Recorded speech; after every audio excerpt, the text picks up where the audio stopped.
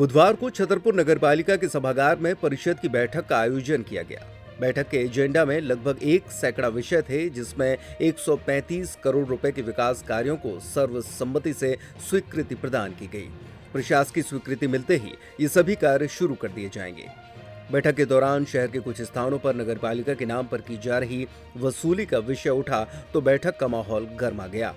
बाद में मुख्य नगरपालिका अधिकारी ने इसकी जांच कराकर कार्रवाई कराने की बात कही।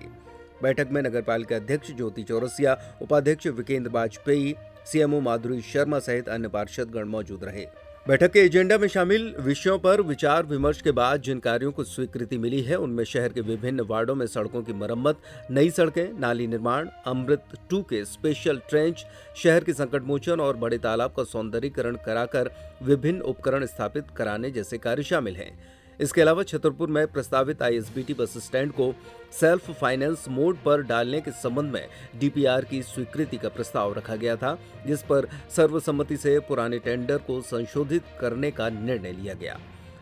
शहर के चारों एंट्री पॉइंट पर वर्टिकल गार्डन, पार्कों और तालाबों के सौंदर्यीकरण, संजीवनी क्लिनिक के निर्माण, कचरा प्रसंस्करण केंद्र में आवश्यक कार्य, 1 दर्जन पानी के नए टैंकर क्रय करने, आउटसोर्स कर्मचारियों की भर्ती करने के विषय पर भी चर्चा हुई।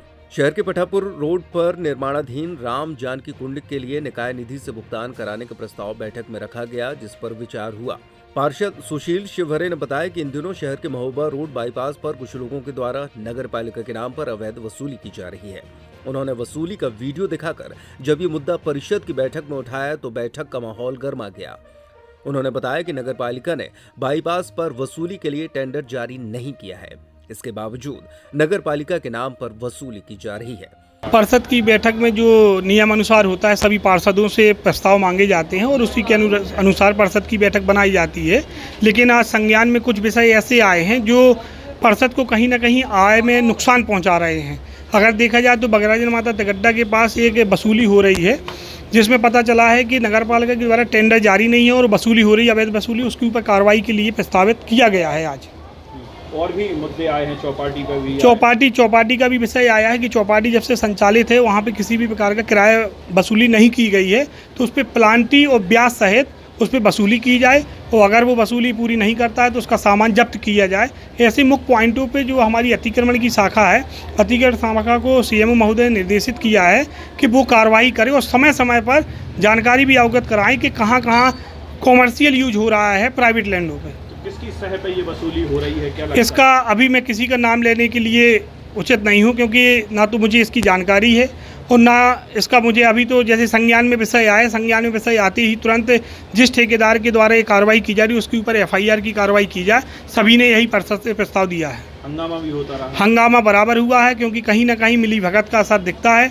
अब कौन कर्मचारी इसमें संलिप्त थे, इसकी जाँच का विषय बनाया जाएगा। जाँच के लिए कमेटी बनाने के लिए सीईओ मैडम ने कहा है, अगर जैसी जांच की कमेटी अपना प्रस्ताव देती है उस कर्मचारी के ऊपर कार्रवाई की जाएगी। इसके अलावा चौपाटी पर अवैध ढंग से रेस्टोरेंट का संचालन किया जा रहा है।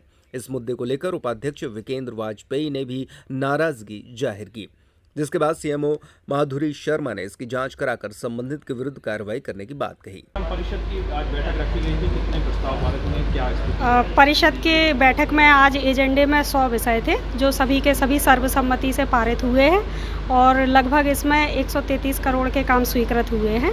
अब ये आज की प्रशासकीय स्वीकृति के बाद आगामी कार्रवाई इन कामों पर तत्काल प्रभाव से प्रारंभ कराई जाएगी। पार्षदों ने ये बात भी रखी है कि अवैध वसूली चल रही है छतरपुर में, बगराजन रोड पर चल रही है और बाजार में भी चल रही है। ये क्या मुद्दा है? चौपाटी पर भी बिना उसकी परमिशन के यह मुद्दा आया था, तो यह जैसे ही संज्ञान में आया है, जो भी गलत नगर पालिका के नाम का गलत इस्तेमाल कर रहा है उनके विरुद्ध आपराधिक प्रकरण दर्ज कराए जाने का और धोखाधड़ी का जो प्रयास किया गया है वो प्रकरण दर्ज कराया जाएगा जांच करा के, और उसमें एक वीडियो भी आई है, तो संबंधित जो भी व्यक्ति हैं उन पर कार्रवाई की जाएगी। बस स्टैंड उपभोक्ता प्रभार का ठेका होता है, लेकिन यह काम उससे अलग हटके है, उसका कोई ठेका नहीं है और नगर पालिका द्वारा ऐसी कोई भी निविदा जारी नहीं की गई जिसके नाम पर वसूली की जा रही है। बैठक हुई है, यहाँ पर किस तरह के मुद्दे आए हैं, विकास के कौन सी बातें हैं? विकास के वही मुद्दे हैं, रोड सड़क साफ सफाई, ड्राइवर की भर्ती, इसी सभी विकास कार्यों के जो एजेंडा बना था तो सभी की सहमत से पास हो चुका है। उसी के आधार पर आगे अब कार्य शुरू हो जाएंगे। कुछ टेंडर निकल गए, उनकी दर स्वीकृत हो गई है, तो काम शुरू हो जाएगी उसको। वार्डों में अधिकतर देखा जा रहा है जैसे ठेकेदार काम नहीं लगाए हैं, तो इसको लेकर आप क्या कार्य योजना है? अगर उन समय सीमा दी गई है उनकी, अगर वो नहीं लगाएंगे तो फिर उसमें उसके आधार पर निरस्त किए जाएंगे। अब पहले नोटिस दे दिए जाएंगे कि अगर आप लोग इतने समय के अंदर नहीं करते हैं तो उसके आधार पर पूरा नोटिस बना के उन्हें दिया जाएगा, क्योंकि काम लेट तो होता है इस वजह से।